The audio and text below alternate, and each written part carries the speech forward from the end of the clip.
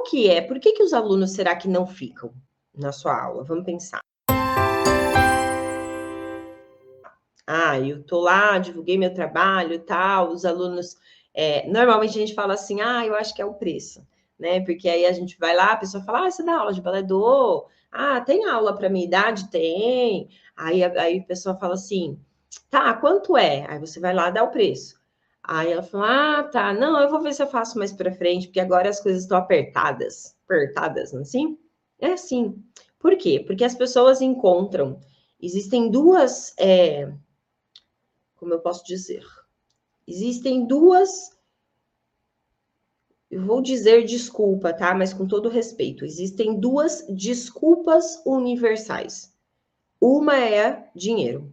Quando você quer algo, mas você acha que talvez não vai rolar, não é o momento, você fica meio em dúvida, você já pensa no dinheiro. E aí você fala, não, agora não é a hora.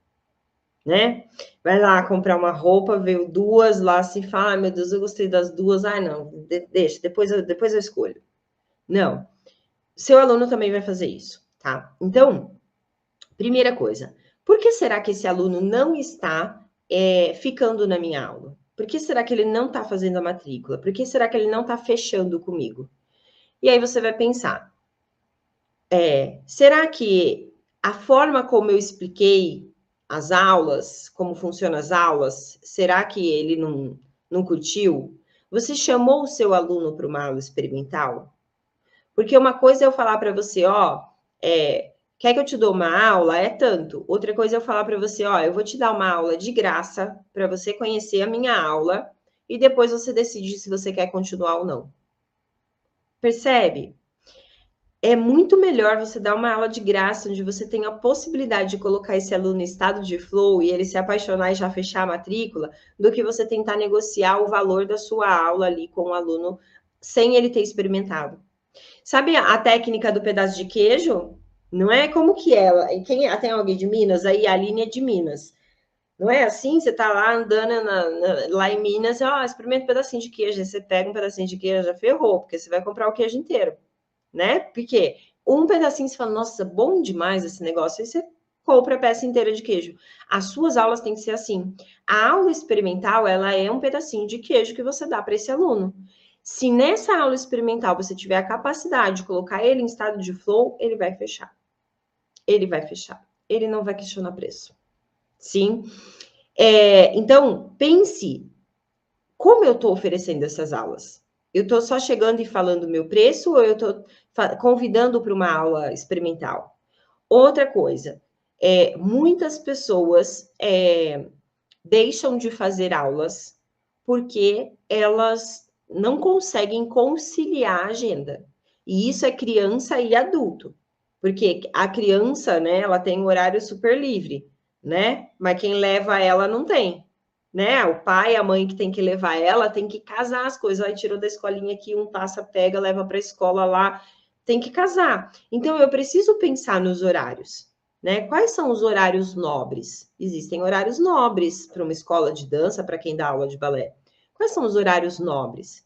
Né? Se eu quero dar aula para adulto, se eu colocar uma aula de adulto 2 horas da tarde, minha turma vai ser cheia? Provavelmente não, porque hoje a maior parte dos adultos trabalham. E 2 horas da tarde, normalmente, estão no trabalho. Sim? Então, eu preciso pensar no horário que eu estou oferecendo.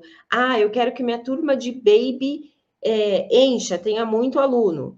Cara, se eu coloco uma turma de baby ali, sei lá, 7 horas da manhã, vai ficar difícil, porque a mãe não conseguiu nem tirar a criança da cama ainda.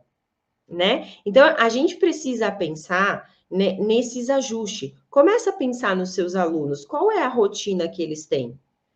Eles acordam, tem um tempo com a criança para depois irem para o trabalho, se você dá aula para a criança. Aí você vai encontrar quais são os melhores horários.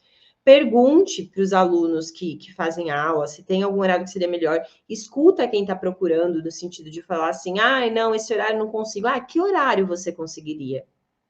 Eu conseguiria se fosse tal horário. E aí você começa a ver se é viável. Lembra que eu falei que às vezes a gente começa com 1 ou 2 alunos? E aí eu vou começar com 1 ou 2 alunos nesse horário, divulgar esse novo horário. E aí eu vou começar a ver se esse horário é um horário bom. E isso é uma coisa muito importante. Às vezes, a gente olha para uma turma e fala assim: nossa, tô dando aula, mas só tem uma aluna. Sim, aí eu começo lá, meu Deus, tô dando aula, mas só tem uma aluna. Cara, essa uma aluna é a chance de entrar outros alunos. É muito mais fácil entrar alunos numa aula que já está acontecendo do que eu criar uma turma nova. Sim, porque eu vou ter que divulgar algo que não existe ainda. Agora, se aquela aula está acontecendo, vai lá, faz a sua divulgação. Vai lá, faz um stories. Ó, tô dando aula aqui para fulana. Hoje eu vou dar aula de balé adulto e eu tô te esperando aqui, ó. Tem aula de balé adulto nesse horário. Faça stories. As pessoas precisam saber que você dá aula. Sim, independente se é dentro de uma escola de dança, academia, ou se é para você, por conta. Sim,